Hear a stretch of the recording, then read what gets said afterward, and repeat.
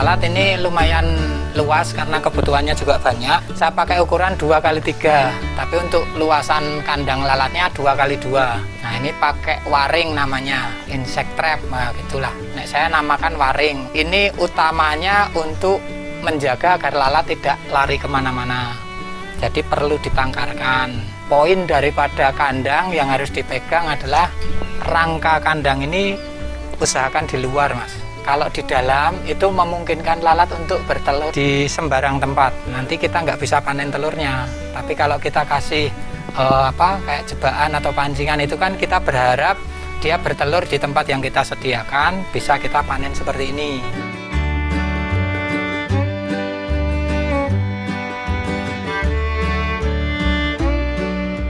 Nah untuk daun ini hanya media hinggap saja.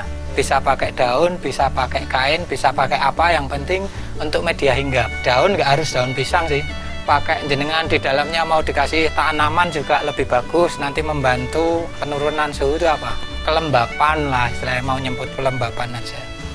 Media hinggap bisa pakai tanaman yang memang itu hidup, terasa lebih alami. Nah ini saya cari yang gratis, Mas.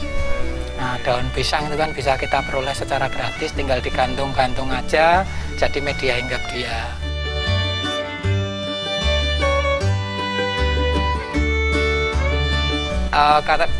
Ketentuan daripada kandang lalat itu harus ada kamar gelapnya. Jadi dari fase pupa menjadi lalat itu kan di ruangan gelap. Nggak gelap, nggak netes ya Pak ya? Lama. Dia terganggu cahaya, dia akan berubah bergerak-gerak. Berlapis-lapis. Itu tempat-tempat prepupa. Di sistemnya gini, Mas. Kita simpan prepupa di kamar gelap seperti ini.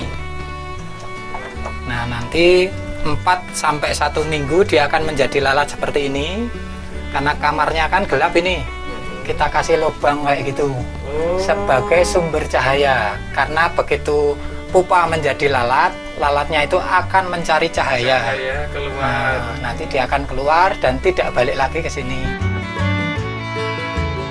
Kita masuk ke kandang lalat. Ke sini prosesnya, Mas. Labirin. Ya, ini di kandang lalat. Setelah tadi kan lubangnya di sini, Mas. Lubang sumber cahaya tadi, kalau lalat keluar dari sini. Nah, dia bergerombol di sini nyari pasangan. Ini pancingan supaya lalat mau bertelur di sini. Kalau dia bertelur di sini, otomatis bisa kita ambil, bisa kita panen.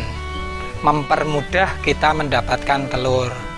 Jadi kalau tadi saya cerita bikin kandangnya ada sekat-sekat atau celah-celah untuk dia bertelur, kan dia nggak bisa dipanen nih kalau dia bertelur di sini, kalau rangkanya ada di dalam. Ini bisa dari kayu, bisa dari triplek, atau bisa dari apapun, yang penting dia ada rongga kayak gini, Mas. Ini saya pakai setebal pines, Mas. Pines itu apa? Paku pines. Nah, dibuat setipis mungkin karena yang akan masuk itu hanya jarum buntut itu. Buntutnya lalat. Dia akan memasukkan jarumnya itu kayak entupe gitu loh. Nih pas dia mau bertelur nih lalatnya, dia cuma memasukkan entupe toh. Entupe itu masuk sini, jeret, dia tinggalkan telur di sini. Coba tak buka, mudah-mudahan ada.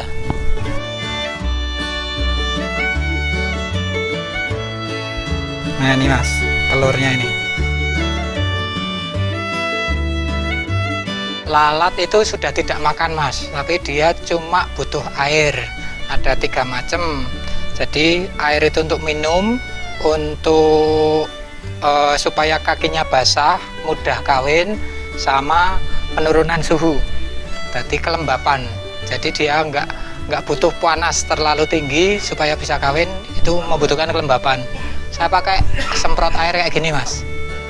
Nah, ya ini kita semprot pakai air karena kandangnya sangat luas, kita butuh bantuan alat. Semprotan otomatis, tinggal nyaklar aja. Nah nanti dia sudah dapat airnya untuk minum, dapat kakinya basah, sama kelembapan di dalam kandang itu cukup. Jadi proses kawinnya bisa lebih mudah, lebih berhasil untuk membudidayakan lalatnya bertelur. Kalau kita ditempeli lalat kayak gini, nah, ini kan kita tidak, kalau buahnya itu kan di sini banyak banget. Itu tinggal kita masuk di sini. Nah, ini kan kalau ditutup gini hanya sedikit cahaya. Nah, kita ketapke tubuh kita ini, gitu aja, dia kan udah lari. Nah, kayak gini. Dia mencari cahaya udah lari sendiri. Oh. Gitu. Cara keluarnya seperti Ya, itu. jadi keluar nanti kita sudah nggak ditempeli lalat lagi. Oh. Ya, nanti Mas Penatur bisa praktek di sini.